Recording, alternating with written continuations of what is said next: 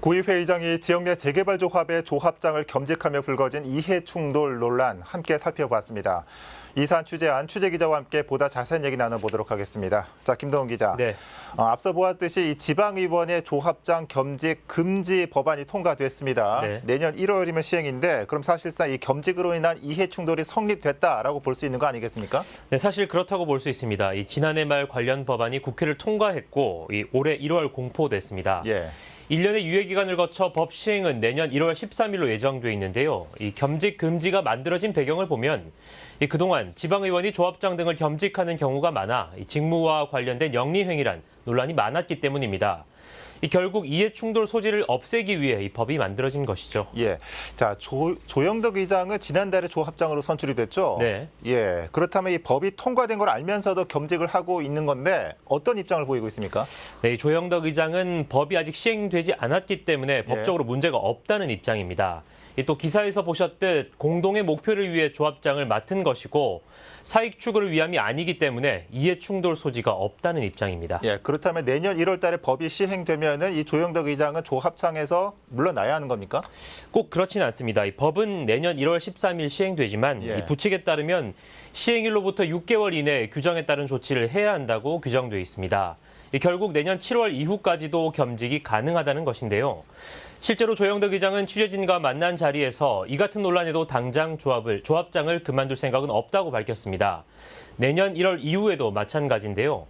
내년 6월엔 지방선거가 예정돼 있죠. 이를 염두에 둔 조 의장은 6개월의 기한이 있기 때문에 내년 1월 이후에 조합장과 의원 신분을 두고 어떤 것을 포기할지 결정하겠다고 밝혔습니다.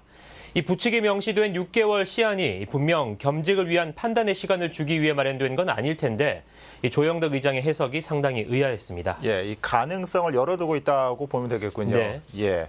자, 그런데 조영덕 의장의 조합장 선출을 두고 애초에 자격이 안 된다 이런 예. 논란이 있다는 건 무슨 말입니까? 이 재개발 조합장을 맡으려면 자격 요건이 있습니다. 예. 이 도시 및 주거환경정비법 제41조에 이 재개발 조합장의 자격 요건을 두고 있는데요. 해당 정비구역 내 건축물 또는 토지를 5년 이상 소유하고 있고 또 직전 3년 동안 1년 이상 해당 정비구역 내 거주 또는 영업 중이어야 한다고 명시되어 있습니다.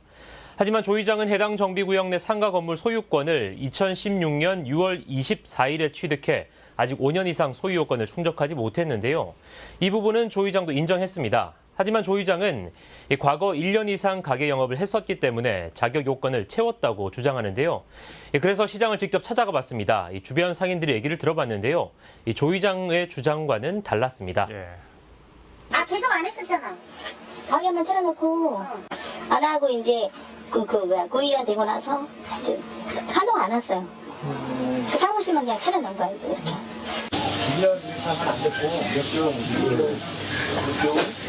개월 됐을 거야. 오래돼요? 2달?